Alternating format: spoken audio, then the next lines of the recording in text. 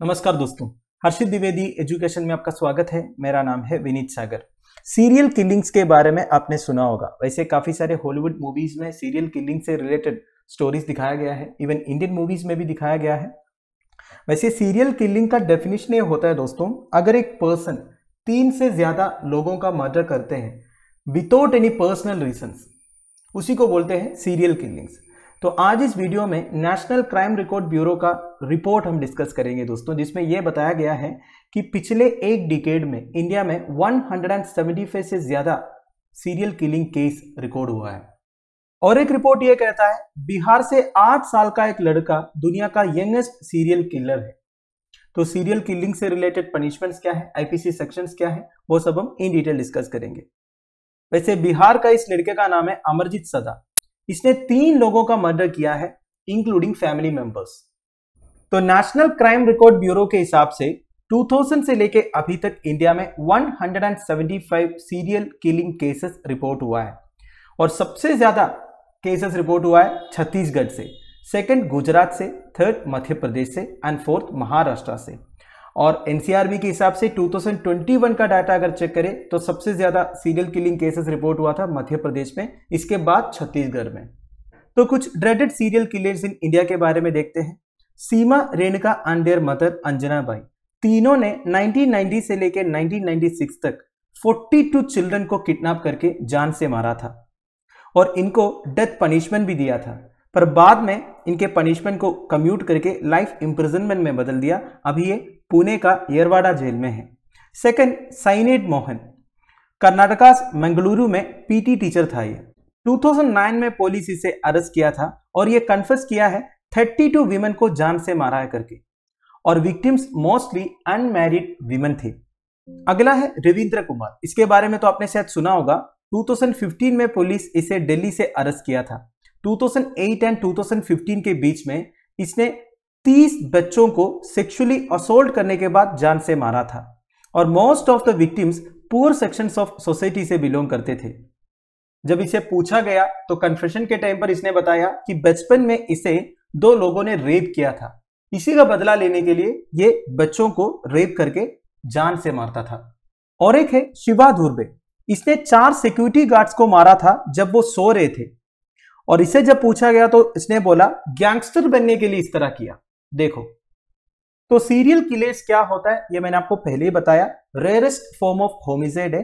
अगर एक पर्सन 3 से ज्यादा लोगों को बिना कोई पर्सनल रीजंस का जान से मारते हैं, इसे सीरियल किलिंग बोलते हैं। जो सीरियल किलिंग करते हैं उसे सीरियल किलर बोल सकते हैं। वैसे majority of serial killers psychologically stable नहीं होते हैं, और इंडियन लॉ के हिसाब से इनके साथ कुछ डिफरेंट ट्रीटमेंट नहीं है। आईपीसी सेक्शन 302 के हिसाब से जो पनिशमेंट है मर्डर के लिए, वही इन्हें भी दिया जाता है। और मैक्सिमम केसेस में जो डेथ पनिशमेंट है वो लाइफ इंप्रिजनमेंट में कम्यूट हो जाता है। वैसे रिसेंटली एक स्टडी हुआ था सीरियल किलर्स के बारे में, तो ये पता चला है इन सबका कॉमन इमोशनल डेवलपमेंट इश्यूज होते हैं एंड एबोव एवरेज इंटेलिजेंस के लोग रहते हैं। तो कुछ मेजर रीजंस क्या है दोस्तों that makes a serial killer. Number 1 is infancy. देखिए, the first 12 months in our life is the period in which our basic emotions develop. देखिए, हमारे लाइफ का जो पहला 1 साल होता है तब हमारे बेसिक इमोशंस डेवलप होते हैं। आप अगर चेक करोगे most of the serial killers या तो अडोप्टेड रहता है या फिर अबैंडन्ड चिल्ड्रन रहते हैं जिनका कोई नहीं होता। तो पहले 1 साल में इनका जो बेसिक इमोशंस का डेवलपमेंट है वो कुछ अजीब तरीके से होता है। अगला है चाइल्डहुड।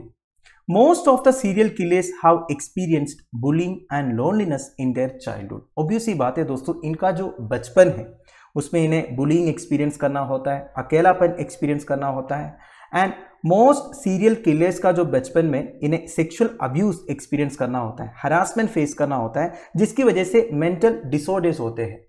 अगला है पेरेंटिंग। देखिए, जिनके माँ बाप बचपन में बहुत ज्यादा अल्कोहलिक होते हैं, जो हमेशा ड्रिंक करके घर में आते हैं और घर पे हमेशा झगड़ा करते हैं, ये सब देखे बच्चा भी बड़ा होता है, तो एक टेंडेंसी रहता है वही एक्टिविटी ये भी फॉलो करने का।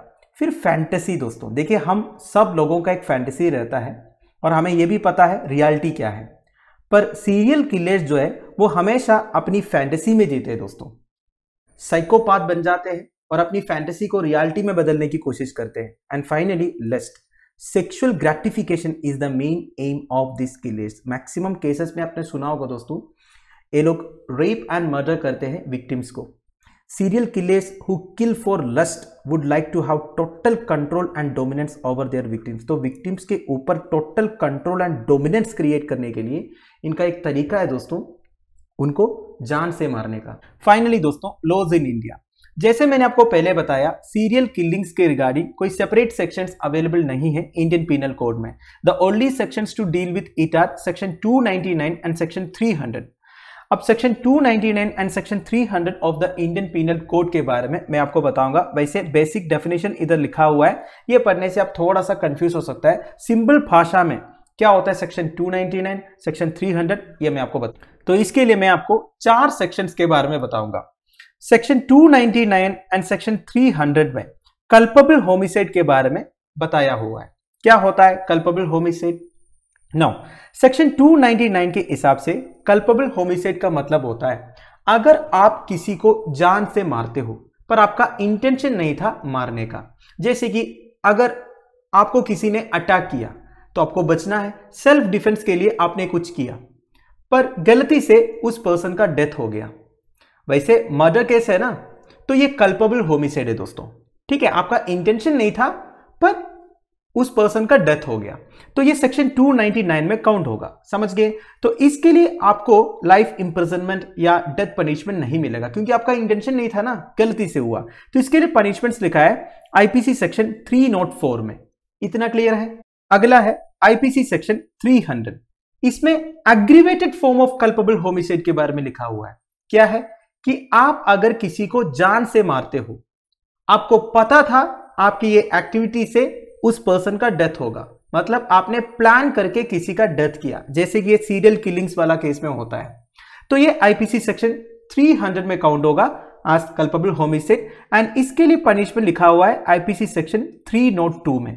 आईपीसी सेक्शन 302 में जो पनिशमेंट है उसके बारे में आपको पता ही होगा, लाइफ इंप्रिजनमेंट या फिर rarest of the rare cases में डेथ पनिशमेंट। तो दोस्तों दैट्स इट। आई होप आपको वीडियो इन्फॉर्मेटिव लगा होगा। लेक्चर की पीडीएफ भी आपको मिल जाएगा टेलीग्राम चैनल में, जिसका लिंक नीचे डिस्क्रिप्शन बॉक्स में प्रोवाइडेड है। Thank you for watching. Bye bye. Have